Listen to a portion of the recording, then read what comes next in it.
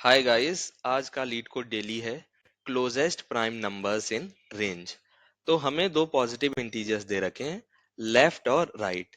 अब हमें इनके बीच में सभी पॉसिबल प्राइम नंबर्स जो हैं वो निकालने हैं। उसके बाद उनकी पेयर्स करनी है और हर पेयर का डिफरेंस निकालना है। फिर एक पेयर ऐसी होगी जिसका डिफरेंस जो है मिनिमम होगा। उसका जो छोटा वाला नंबर है उसे नम वन बोल देंगे और जो बड़ा वाला नंबर है उसे हम नम टू बोल देंगे। और इस पेयर को हम हमें रिटर्न कर देना है। हो सकता है कि मल्टीपल पेयर्स ऐसी पॉसिबल हों जिनका डिफरेंस सेम है, तो जिस पेयर में नंबर जो है सबसे छोटा है वो पेयर हम रिटर्न कर देंगे। अगर कोई ऐसी पेयर एग्जिस्ट नहीं करती है तब हम -1, -1 रिटर्न कर देंगे। Now we'll see example for better understanding of this question. तो यहाँ पे हमें लेफ्ट जो है वो 10 दे रखा है और राइट जो है 19 दे रखा है। तो इसके बीच के जो भी पॉसिबल प्राइम नंबर्स वो हम निकाल लेंगे। यहाँ पे 11, 13, 17 और 19 है। अब जब हम सारी पॉसिबल पेयर्स का डिफरेंस निकालेंगे तो 13 और 11 वाली जो पेयर है इसका डिफरेंस मिनिमम आएगा, इसलिए हम 11 और 13 को रिटर्न कर देंगे। अब हम ब्रूट फोर्स अप्रोच को देख लेते हैं। तो हम ट्रेवर्स करेंगे सभी नंबर्स के लिए starting from left to right. अब हर नंबर पे हम देखेंगे कि वो प्राइम है या नहीं है। अगर वो प्राइम नंबर है तो जो लास्ट प्राइम नंबर हमको मिला है उसके साथ उसका डिफरेंस निकाल लेंगे और जो करंट मिनिमम डिफरेंस है उससे कंपेयर कर लेंगे। अगर इसका डिफरेंस जो है करंट मिनिमम डिफरेंस से कम है तो ये पेयर जो है एक पॉसिबल आंसर हो सकती है। तो हम इस पेयर को स्टोर कर लेंगे और करंट मिनिमम को अपडेट कर देंगे। जब सभी आइटरेशंस कंप्लीट हो जाएंगे तब जो पेयर हमें मिलेगी वो मिनिमम पेयर होगी, मतलब जिस पेयर का डिफरेंस मिनिमम होगा, और उस पेयर को हम क्या करेंगे, रिटर्न कर देंगे। अगर इसकी टाइम कॉम्प्लेक्सिटी की बात करें तो हम यहाँ पर सभी नंबर्स के लिए ट्रेवर्स कर रहे हैं, तो ये भी O ऑफ n हो गई। और हर नंबर के लिए हम चेक कर रहे हैं कि ये प्राइम है या नहीं है। तो इसके लिए हमें 2 से लेके स्क्वायर रूट ऑफ n तक देखना पड़ेगा कि कोई नंबर डिवाइड कर रहा है या नहीं कर रहा है। तो यहाँ पे extra square root of n time complexity लग जाएगी, तो overall time complexity n square root of n हो जाएगी। लेकिन क्वेश्चन में जो कंस्ट्रेंट दे रखे हैं वो 10 की पावर 6 है। तो अगर हम इसके अकॉर्डिंग देखेंगे 10 की पावर 9 तक जाएगा, तो ये एक्सेप्ट नहीं होगा, it is not a feasible solution. क्या हम पहले से कुछ प्री कंप्यूटेशन कर सकते हैं सो दैट कोई नंबर प्राइम है या नहीं है ये बिग O ऑफ 1 में पता कर सकें? So we'll see that how we can do that. हमारे पास एक स्टैंडर्ड एल्गोरिदम है सीव ऑफ इराटोसिनीज। इसमें क्या है, हमारे पास एक नंबर जो है n है और हम सभी प्राइम नंबर्स मतलब फाइंड करना चाह रहे हैं टिल n। तो इसके लिए सीव ऑफ इरेटोस्थेनीज यूज होती है। तो हम क्या करेंगे, एक वेक्टर ले लेंगे जिसकी साइज n+1 है और स्टार्टिंग में सभी एंट्रीज जो हैं उसकी 1 होंगी। लाइक यहाँ पे n हमारे पास 20 है तो हमने 21 साइज का वेक्टर ले लिया और सभी एंट्रीज जो हैं 1 है। अब हम 2 से स्टार्ट करेंगे और देखेंगे क्या यह प्राइम नंबर है, मतलब इसके करस्पॉन्डिंग जो एंट्री है वो 1 है या नहीं है। इसके करस्पॉन्डिंग 1 है तो ये प्राइम नंबर है। अब इसके जो भी मल्टीपल हैं उनको हम जीरो मार्क कर देंगे, जैसे 2 × 2 4, फिर 2 × 3 6। इसके जो भी मल्टीपल हैं उनको सबको हम जीरो मार्क कर देंगे।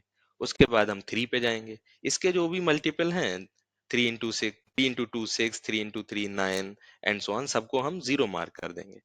अब जब हम 3 पे गए तब हमारे पास चॉइस ये भी है कि हम 3 × 2 2 = 6 से स्टार्ट करें। लेकिन क्योंकि 2 जो है ऑलरेडी पहले ही आ चुका है और उसके सारे मल्टीपल्स जो है मार्क हो चुके होंगे, तो हम 3 × 3 यानी 9 से मार्किंग अब स्टार्ट करेंगे। मतलब अगर हम किसी आयत नंबर के मल्टीपल सर्च कर रहे हैं तो i-1 तक के जो भी मल्टीपल होंगे वो तो ऑलरेडी मार्क हो गए होंगे। हम i क्रॉस i से मार्क करना स्टार्ट करेंगे और जब सारे आइटरेशन कंप्लीट हो जाएंगे तब इस एरे में जो भी प्राइम नंबर होंगे उनके करस्पॉन्डिंग 1 मिलेगा और जो भी नॉन प्राइम नंबर होंगे उनके करस्पॉन्डिंग जो है वो 0 होगा। अब हम सुडो कोड देख लेते हैं। जैसे यहाँ पे हमें हमारे पास n दे रखा है, n तक के सभी प्राइम नंबर्स हमको फाइंड करने हैं, तो हम n+1 साइज का एक वेक्टर ले लेंगे और स्टार्टिंग में सबको 1 मार्क कर देंगे। अब हम 2 से स्टार्ट करेंगे और रूट एन तक जाएंगे, क्योंकि हम हमेशा आई स्क्वायर से मार्किंग स्टार्ट करते हैं। अब देख लेंगे कि ये नंबर प्राइम है या नहीं है। अगर प्राइम है तो इसके जो भी मल्टीपल्स हैं उन सबको हम जीरो मार्क कर देंगे। जब ये लूप कंप्लीट हो जाएगा तब जो भी प्राइम नंबर हैं वो 1 मार्क्ड होंगे और जो भी नॉन प्राइम नंबर हैं वो 0 मार्क्ड होंगे। अगर इसकी टाइम कॉम्प्लेक्सिटी देखें तो n log of log n होगी। और इसका मैथमेटिकल प्रूफ जो है बहुत ही ज्यादा कॉम्प्लेक्स है, तो हमें मतलब कोई पूछेगा नहीं तो हमें मतलब जरूरत नहीं है ड्राइव करने की। क्योंकि ये एक स्टैंडर्ड एल्गो है तो हमें पता होना चाहिए कि इसकी जो टाइम कॉम्प्लेक्सिटी है वो n log of log n होती है। अब अप्रोच देख लेते हैं। सबसे पहले सभी प्राइम नंबर्स लेफ्ट और राइट के बीच में हैं, उसको हम सीव ऑफ इरेटोस्थीन से फाइंड कर लेंगे। उसके बाद इन प्राइम नंबर्स में ट्रेवर्स करेंगे और जिस भी पेयर का डिफरेंस जो है मिनिमम है उसको हम रिटर्न कर देंगे। Now we'll see code for better understanding of our approach. तो इसमें गेट प्राइम नंबर्स एक फंक्शन है, इसमें हम n भेजते हैं जहां तक के प्राइम नंबर्स हमको चाहिए, और एक रिजल्टेंट वेक्टर भेजा है जिसमें हम जो प्राइम नंबर्स मिलेंगे उनको स्टोर करेंगे। तो पहले n+1 साइज का एक वेक्टर हमने ले लिया और सबको जो है स्टार्टिंग में 1 मार्क कर दिया। उसके बाद हम 2 से स्क्वायर रूट ऑफ n तक ट्रेवर्स करेंगे, देखेंगे कि ये नंबर प्राइम है या नहीं है। अगर ये प्राइम नंबर है तो इसके जो भी मल्टीपल हैं उनको हम 0 मार्क कर देंगे। जब ये लूप कंप्लीट होगा तो जितने भी प्राइम नंबर होंगे वो सब 1 से मार्क होंगे और जो भी नॉन प्राइम नंबर हैं वो 0 से मार्क होंगे। उसके बाद हम फिर से 2 से ट्रेवर्स करेंगे और जो भी प्राइम नंबर्स हैं उनको हम रिजल्ट वेक्टर में स्टोर कर लेंगे। अब हम क्लोजेस्ट प्राइम्स का इम्प्लीमेंटेशन देख लेते हैं। सबसे पहले हम एक वेक्टर लेंगे प्राइम, इसमें 2 से लेके राइट तक के जितने भी प्राइम नंबर्स हैं सब स्टोर कर लेंगे।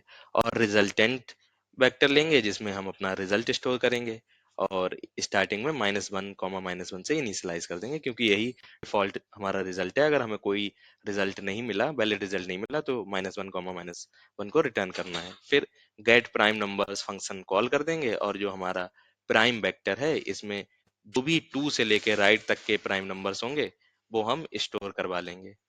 अब हमारे पास प्राइम वेक्टर में 2 से लेके राइट तक के सारे नंबर्स प्राइम नंबर्स स्टोर हैं, लेकिन हमें तो लेफ्ट से राइट तक के चाहिए सारे प्राइम नंबर। तो हम लेफ्ट के बराबर या लेफ्ट से बड़ा, जस्ट बड़ा जो प्राइम नंबर होगा उसकी इंडेक्स जो है वो निकाल लेंगे। लोअर बाउंड क्या करता है, अगर कोई नंबर प्रेजेंट है तो वो मतलब उसकी इंडेक्स दे देगा, नहीं प्रेजेंट है तो उससे जस्ट बड़ा नंबर है उसकी इंडेक्स दे देगा। अगर ये नंबर जो हम सर्च कर रहे हैं वो सबसे बड़ा है तो एंड ऑफ द रेंज को रिप्रेजेंट करने वाला आइटरेटर रिटर्न।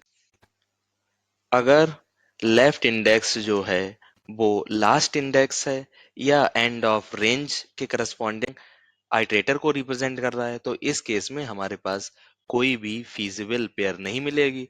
तो हमें -1 रिटर्न करना है तो वो हम रिटर्न कर देंगे। वरना हम दो वेरिएबल्स ले लेंगे num1 num2 जिनमें जो भी पॉसिबल पेयर है उसको स्टोर करेंगे और स्टार्टिंग में मिन डिफरेंस जो है वो इंट मैक्स जो है से इनिशियलाइज कर देंगे।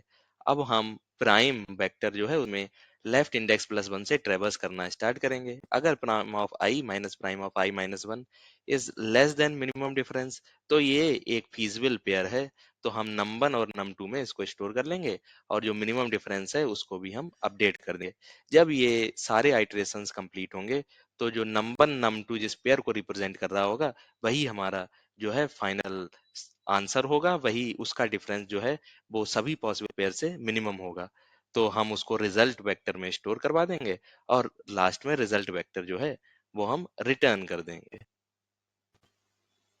अगर हम टाइम कॉम्प्लेक्सिटी की बात करें तो जो भी राइट वाला नंबर है उस तक सारे हम 2 से लेके राइट तक के सारे प्राइम नंबर्स निकाल रहे हैं, तो उसमें टाइम कॉम्प्लेक्सिटी लग रही है आर और R log of log are.